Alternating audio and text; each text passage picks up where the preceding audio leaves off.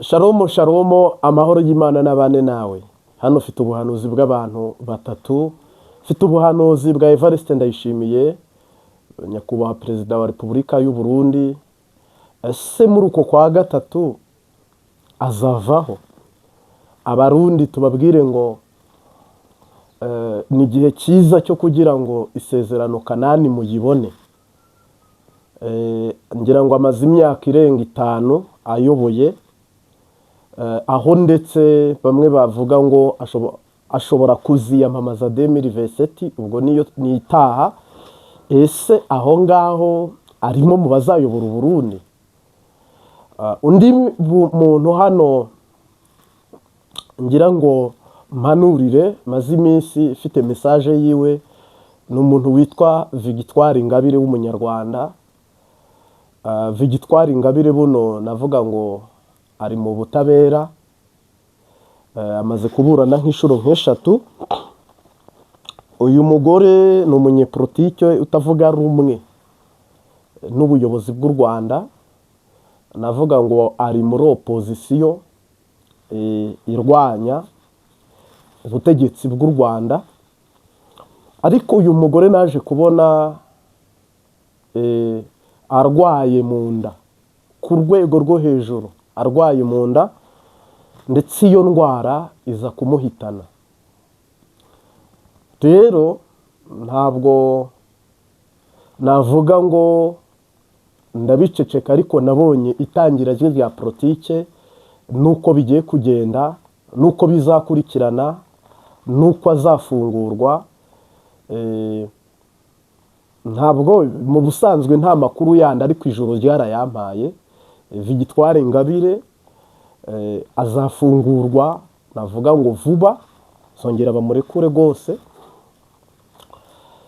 Uwo ni uwa kabiri ndagarukaho. Hari undi muntu nanone ugira gatatu, ni uwitwa Jean-Luc Habyarimana.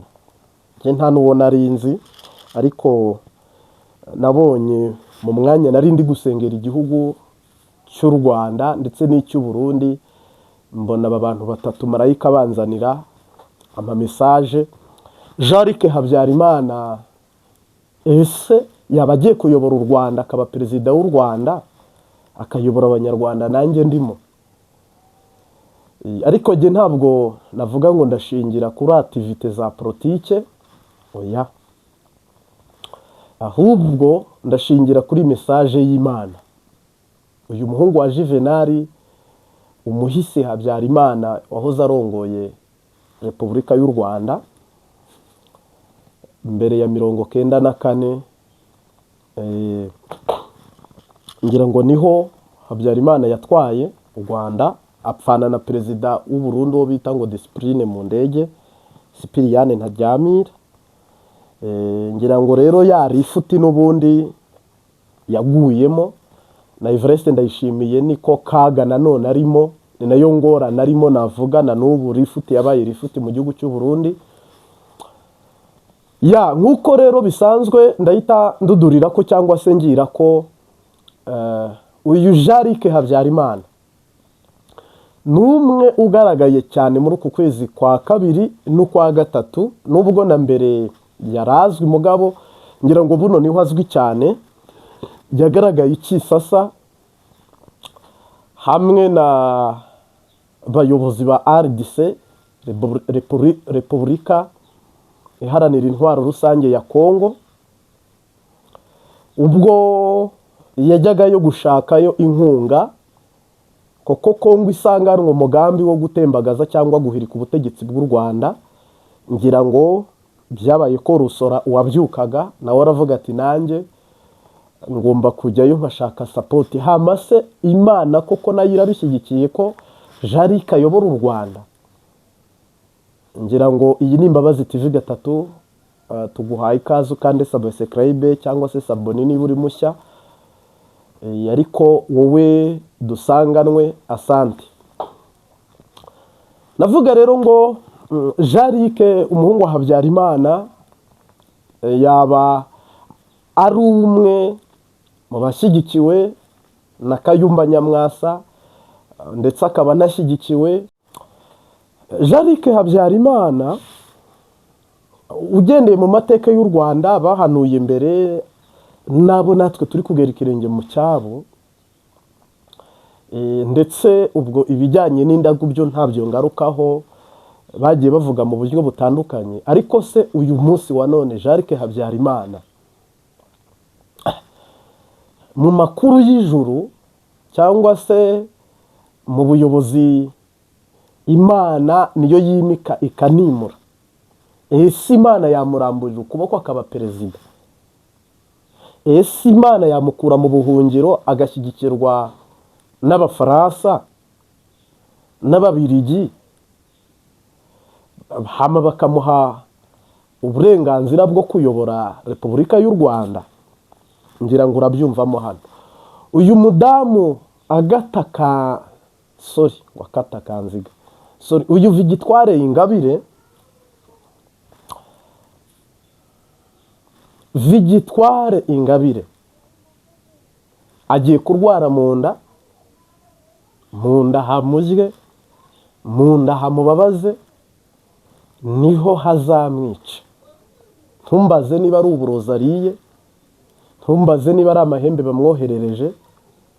Mugabo je nabonye Imana imbwira ngo politike y'umunyarwandakazi Victoire Ingabire mu karere k'ibiyaga bigari cyangwa se mu Rwanda hagiyeho umutemeri cyangwa se agapfundikizo cyangwa se cyo nakita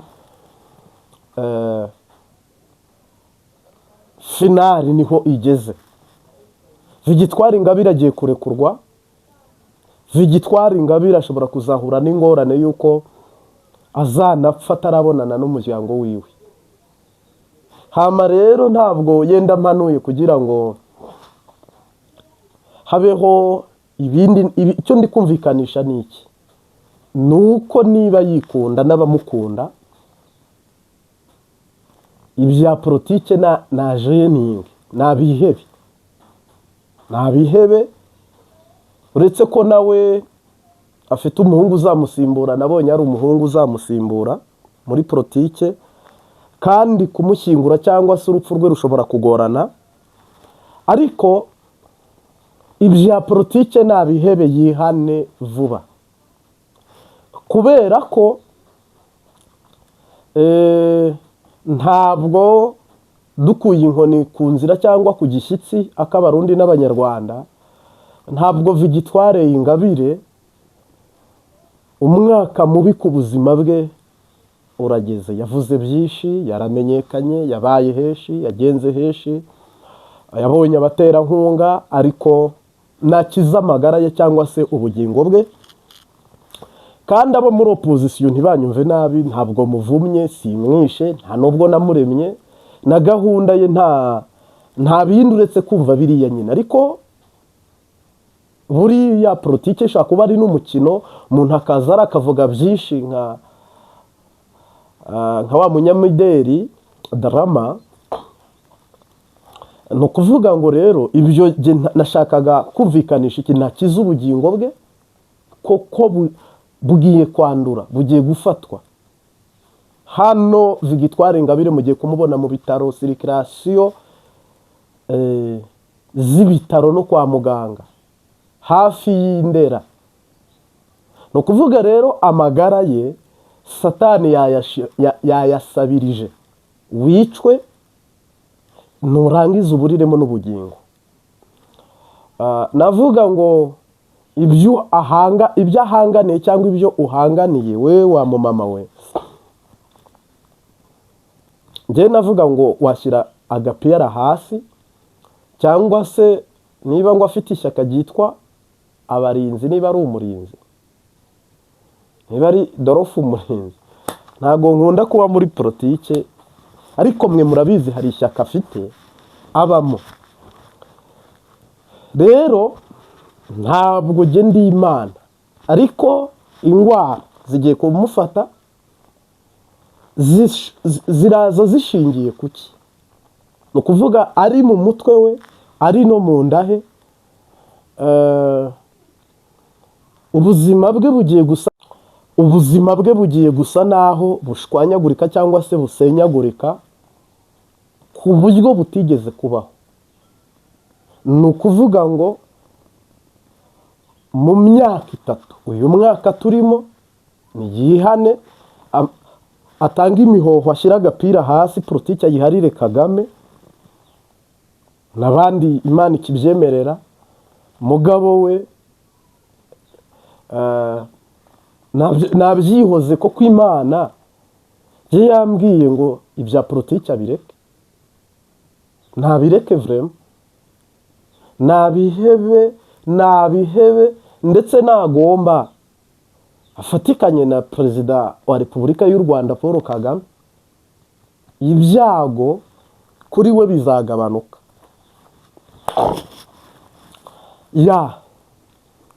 Abwirwa benshi akumva beneyo. Umuntu witwa Perezida w'u Burundi uyu uriho Evariste Ndayishimiye, cyangwa se urongoye igihugu cy'u Burundi, ntabwo Jarike namwibagiwe, ndamugarukaho. Nuko haba hari akantu nko mu mwuka uba utegereje ko Imana ikwibutsa kugira ngo hatabaho ko uvuga ikitari cyo. Nyine murazi yuko ubugingo bwacu n'ubw'igiciro, ntabwo ari ubugingo umuntu akina mu kabumbu cyangwa mu kapira. Oya, ubugingo bwacu bwubahwe. Yego. Perezida w'u Burundi ni perezida navuga ngo nka kumwisaka bakayambura abantu inyama, nka kumwe agaca cyangwa se inkona cyangwa inkukuma iterura umushwi ikawabura ikiruka. Perezida w'u Burundi niko navuga bigiye kugenda ubuzima bwe, cyangwa se imibereho yo kuyobora igihugu kwe, cyangwa se urugendo rwo kuyobora igihugu cye cy'u Burundi, ari imvukira yacyo, akaba n'umwe ndetse mu barwanye muri CNDD-FDD, ndetse agahabwa n'ipeti ku rwego rwa generali. Perezida w'u Burundi wabaye imbobo ndetse akagirirwa amahirwe akaniga, akaba n'umurimyi ukomeye, bikaza kurangira nabaye samuragwa ku abihawe na Pierre Nkurunziza.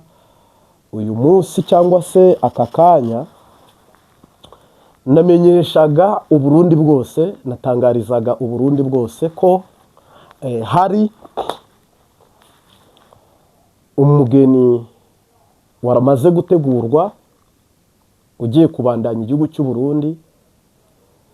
Navuga ngo nabonye ihishurirwa cyangwa se yererwa, mbona uyoboye igihugu cy'u Burundi yambaye impuzu nk'iriya twambara tugiye gusezerana mu rusengero, kandi mbona n'umupfasoni wiwe yambaye impuzu ya mariage. Imana irambwira ngo ntabwo abari abageni bo gupfa, ahubwo igihugu cy'u Burundi kigiye kuyoborwa n'imanzi, kigiye kuyoborwa n'isugi.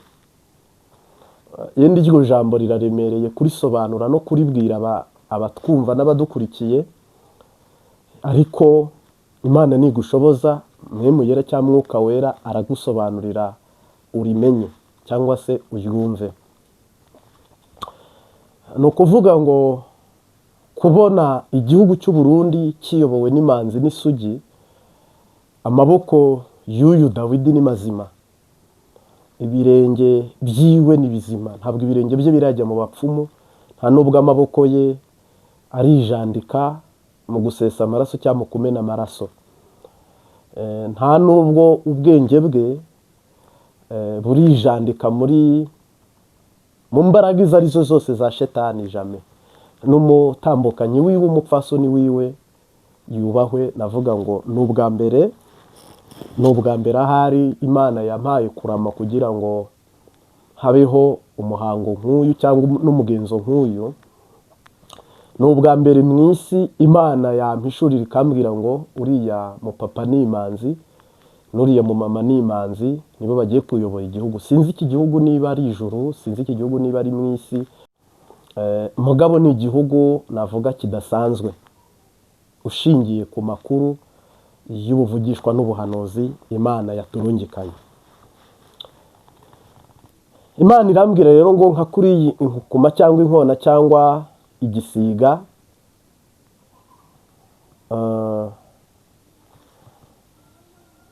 kishobora kunyaga cyangwa kwambura, niko Neva nawe yambuwe. Hagati rero ya gereza, hagati y'ibitaro, hagati y'indege, hagati yo guhunga Sebarundi cyangwa se Evariste Ndayishimiye, navuga ngo ni ijuru cyangwa se marayika cyangwa se umwami Imana amumanikishije amaboko ku ngufu, cyangwa se amwambuye ubuperezida ku ngufu. Ibi bintu ntabwo ari abantu babishobora, mwe ntimwanabishobora. Niyo mpamvu mu minsi mu rugendo tumaranye, maze ngira ngo amezi ashika mu 8 ndi kuri iri sengesho, ndi kwimika, ndi kwimura, ntabwo mwari mwanyumvamo ijambo ngo mbwira abantu ngo ni mwigaragambye, ngo muzatere kudeta, ngo abasoda ni mukora ibi. Umuntu ukunda kubivuga ni Bigirimana Nikora. Je rero misiyo ni Imana igiye kwikorera umurimo wayo. Ibyiringiro dufite twebwe kuva mu nzara ukageza ku mushatsi, muri uko kwa gatatu dutegereje Data na Mwana n'Umwuka Wera ko icyo gikorwa gishobora kubaho. Ariko ntabwo nje ndi Imana, nje ndi umuhanuzi, ndi Prophète General Martin. Hari igihe mpanura ikintu mu murongo Imana ikimpayemo, ariko koko imibare y'Imana cyangwa se amaso y'Imana n'amatwi y'Imana simbigaba, simbijejwe. Icyakora turi mikrofone, ndi indogobe yiwe. Rero iki ni ikintu kidasanzwe ngira ngo cyatumye abarundi benshi bahaguruka gukurikira ubutumwa bwiza ku Mbabazi TV 3, ndetse gituma batari bake bareka ibitari bike bagatangira ijambo rimwe kugeza ku rindi, ndetse bakananyandikira benshi mbugisi kuri WhatsApp. Ariko pe turakengurutse kandi tunabashimira. Iki gikorwa rero kiri kwerekeza ku musozo cyo kwimika no kwimura. Ngira ngo tuzabashimira cyane tumaze kwakira perezida mushya, havuyeho perezida Evariste Ndayishimiye ucyuye igihe. Niho tuzategura umwanya wo kubashimira, kuko muri inshuti nziza z'akadasohoka mu rugendo rugiye gukwiza amezi 9. Muri Canada ndababona, mu Burayi ndababona, muri Amerika ndababona, Kenya ndababona. Kenya ho sorry kubw'imvura yakoze isanganya ridasanzwe, ariko buri abuhanuzi nabwo nari nabuvuzeho mu buhanuzi mperuka je najyaga mpanurira n'uwitwa Kamiliyoni w'Ubugande. Ntabwo ari byo ngarutseho. Rero turabihanganisha abarundi bari muri Kenya, Tanzania, Malawi, Zambia, South Africa, n'ahandi hatandukanye mwese, Kongo, Kisasa, Kongo Braza, Sariyoti. Rero iki ni igikorwa nahagurukijwe n'Imana nka generali, nka Prophète Martin. Neva mushigaje kubona amaso yanyu avako kwa gatatu twarakwinjiye. Neva mushigaje kubona avako. Rero ntabwo Neva ari sudire ku butegetsi, nta nubwo ari karande, nta nubwo yahaye igiturira Imana, nta nubwo ari Imana yamubwiye ngo mirere na mirere, ahubwo n'umwe mu baperezida begujwe ku nyungu z'isezerano ry'abarundi en general rusange. Ariko umuntu uzaba muri iki gihugu vraiment kabisa, ntabwo bisanzwe. Nirinda no kuvuga byinshi, ariko umuntu wakeretswe, umuntu wagihishuriwe, umuntu ukizi, hari umuririmbyi yaririmbye ngo Burundi bwiza mu ndirimbo bahiriza igihugu. Sinzi ko ari ryo yerekwa yari yaragize. Mugabo ndagukumbuje igihugu cy'u Burundi. Ni ukuvuga rero iyo tugeze finali abantu bose baba bareretse, mu ijoro bareba ibyiriwe, ku murango bareba ibiramutse, ariko uyu munsi wa none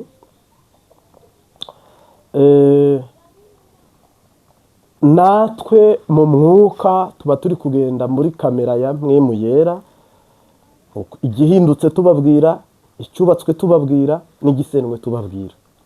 Ntabwo rero navuga ngo iki gihugu mwahawe nk'isezerano, mwabwiwe nk'isezerano, ni umuhanuzi Imana yahagurukije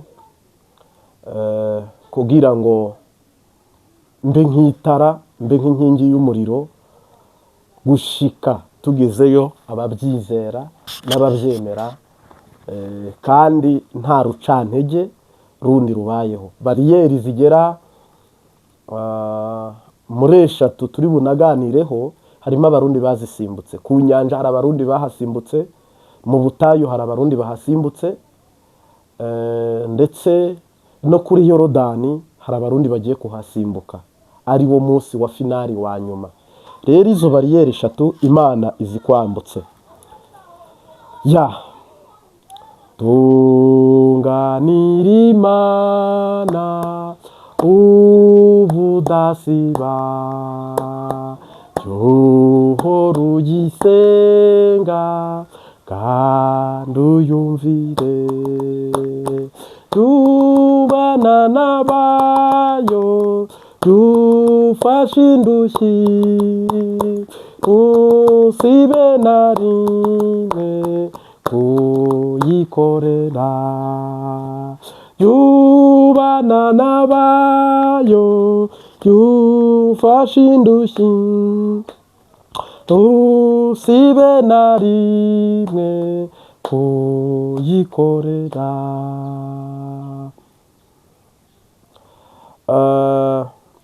Ndibutsa kandi kantu, uyu Jarike Habyarimana nagende gake cyane gashoboka,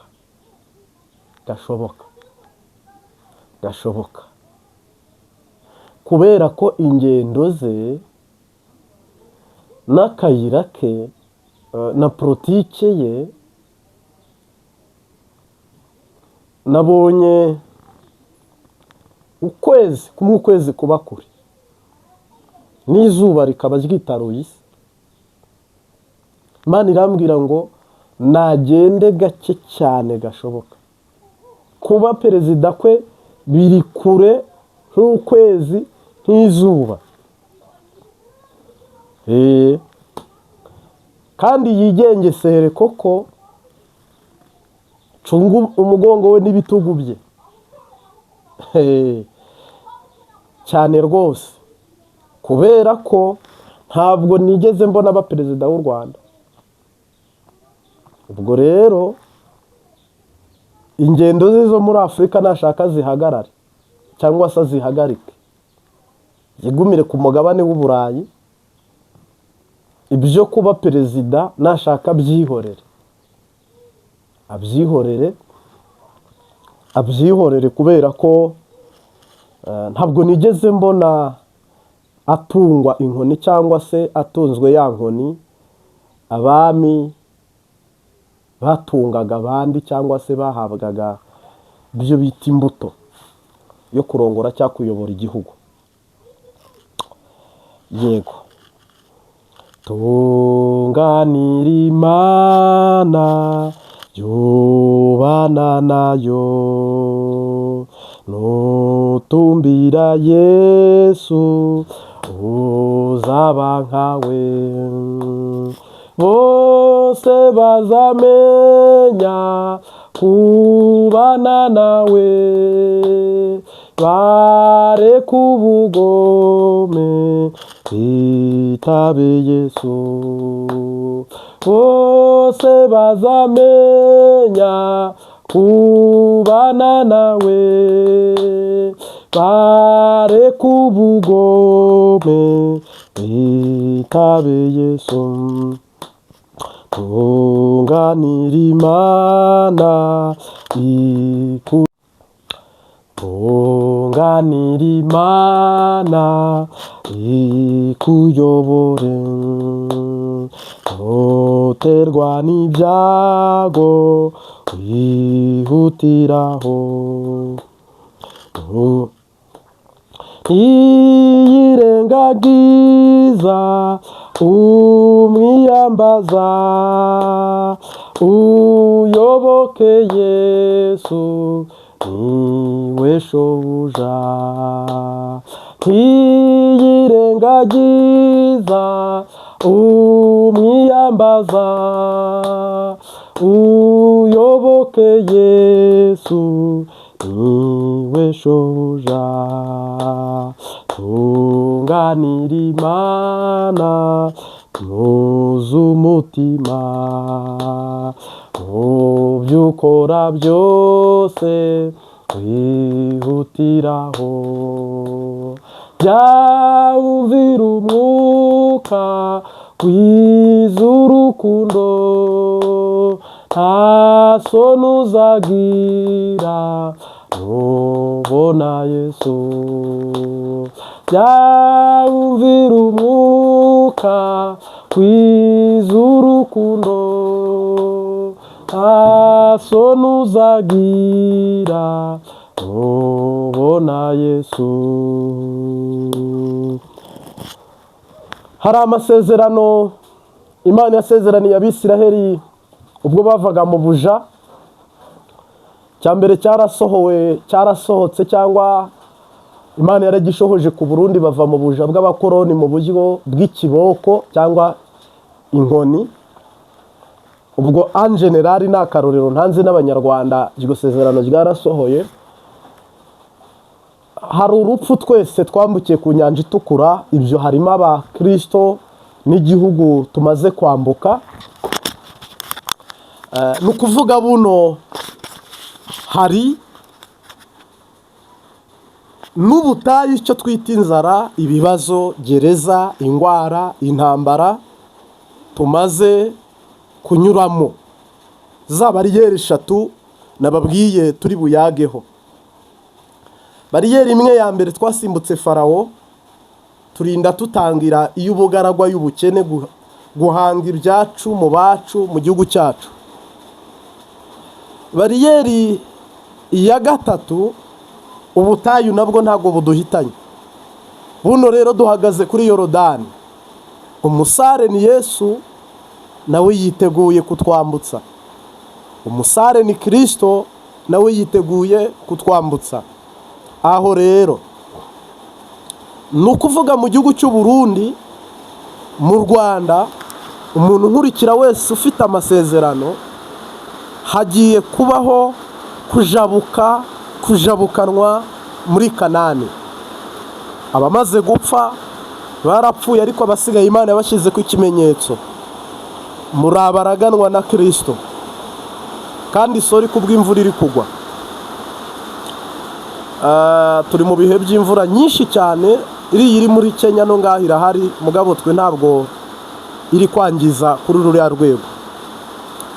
Rero umukristo mwiza numenya aho ubuzima bwe bwatangiriye, ndetse akamenya aho buri kwerekeza. Niba waracitse ubupagani, Imana ikagusimbya imanga yitwa ubupagani, Uwiteka akabiroranya akabitondekanya, ugasimba ubugaragwa mu mageragezwa atandukanye, Imana ikabiroranya ikakurongora, ukaba uhagaze kuri Yorodani. Tegura intahe yawe, koko ariyo mabuye ugiye gushyira ku bitugu. Tegura intahe yawe, numara gutegura intahe cyangwa se ubuhamya, witegure ko mu gihe kitarambiranye uzajya ubwira abana bawe, ukabwira abuzukuru n'abuzukuruza ko Imana yabambukanye ikiyaga gitukura, ikabarengana ubutayu, ndetse ikanabajabukana Yorodani, mugafata Kanani. Kanani hariyo amata, Kanani hariyo ubuki, Kanani hariyo amahoro, Kanani hariyo ubugingo, ariko mu butayu hariyo kurimbuka. Mu nyanja harimo inyamaswa, muri Yorodani hariyo ubwoba, kwambuka Yorodani n'amaguru. Ibyo byose rero Imana ibigusimbye, utera intambwe urorere iyo turi kwerekera. Umukristo mwiza nureba ku gihe akamenya ibyo Imana yamugwaniriye. Ego ni ukuvuga rero amaboko yawe agiye gufata ibyasezeranwe, ariko aya maboko n'umutima n'ubwenge bikoranire hamwe, wubatswe nk'umubiri umwe uhoraho agufashe, wubakwe nk'ubugingo bumwe, hama ushike ku ntego no ku ntumbero yuko bizaguhesha ubugingo. Koko ubu mugiye kuyobora Amerika, mugiye kuyobora Canada, mugiye kuyobora Uburayi. Nimwe Bisiraheli Imana yavugaga. Mugiye gutera imbere mukagira ubuhinga, mugakora ibiruti by'abazungu bakoze. Koko Uwiteka aje muri Afurika mu buryo buri finali, kandi Imana ije muri Afurika mu buryo navuga ngo bwa nyuma. Harimo abantu bahurumbira cyangwa bafite inzara n'inyota yo kuragwa ubuperezida n'ubuminisita. Mwifuze muharanire kuragwa ubwami bw'Imana no kuzaba kw'iyi ngoma ya Kristo. Mu rusengero nta dayimoni izaba yinjira, muzaba muterana amahoro kuva mu gatondo kugeza umunsi wose. Ntabwo abantu bazongera kujya babara amasaha. Muzajya mujya gusenga, mufashwe, munezerwe, muhimbarwe n'ibihe byiza biri mu nzu y'Imana.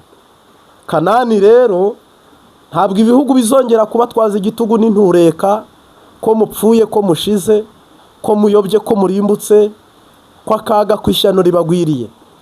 Ahubwo abiringiye Uwiteka bameze nk'umusozi wa Siyoni utabashika kunyeganyezwa. Ku misozi gose ya Yerusalemu ni Uwiteka agota abantu. Uko niko Imana igose amasezerano yaguhaye, niko Uwiteka agose ijambo mwasezeranye, mwavuganye. Rero imisozi yavaho cyangwa isi yavaho n'ijuru rikavaho, ariko uwizera azabona amasezerano. Navuga rero buno abantu bari kuronderera mu mahanga naho bikanga, bakarondera no muri Afurika bikanga. Tumeze nka cyagiye Simoni yajyaga kuroba, ijoro akarikesha, mugabo ugasanga ngo ijoro riratandukanye, nta kintu yabashije gufata cyangwa kugerako. Ariko ubu mpanuriye ibiganza byawe, mpanuriye ibirenge byawe, ndasemerera ubwira ngo tugiye kuba ku ngoma Yesu aganza, Yesu yimitse, Yesu afitemo ijambo. Nta bapfumu bazatugarukira ku ruhimbi cyangwa ka rutare, nta n'abarozi bazagaruka muri perezidanse cyangwa se muvoma z'abapfumu n'abarozi. Izo ntabwo zizongera kwibonekeza muri konegisiyo y'abana b'Imana. Mungu asifiwe. Rero Kuro araje kubohora Uburundi, Kuro araje kubohora Afurika, Kuro araje kubohora ubuzima bwawe. Nubishaka uzasubira mu gihugu cyawe, nutabishaka uzigumira aho uri. Kuro aje kubohora amaboko yawe, aje kugukiza abarozi bakwizingiyeho. Ya ntambara y'inzoka, inzoka yihambira ku muntu, navuga ngo niyo ntambara mbi, ariko umukama, umwami Imana nyene ngabo akoze ibitangaza. Ndagushimiye mwami Yesu. Mose twaramubonye aza kudukura mu buja, ariko turagushimiye nanone ko uhagurukije marayika Mikayeli kugira ngo atubohore, adutabare, duhinduke abaraganwa na Kristo kubw'isezerano wadusezeraniye. Ushyirwe hejuru Data, uhimbazwe Data. Twakiriye neza urukundo rwawe n'ubuntu bwawe butumye wohereza marayika Mikayeli akabohora amasezerano yacu, agakiza ibyacu. Daniel Mugabo ukundwa, niryo jambo wamusezerano amubwira ngo wohereje marayika Mikayeli abohore marayika Gaburiyeli. Rero uwizera wese abumuraganwa na Kristo, uku kwezi utwiyereke no gutaha uyu mwaka mu izina rya Data na Mwana n'Umwuka Wera, amen.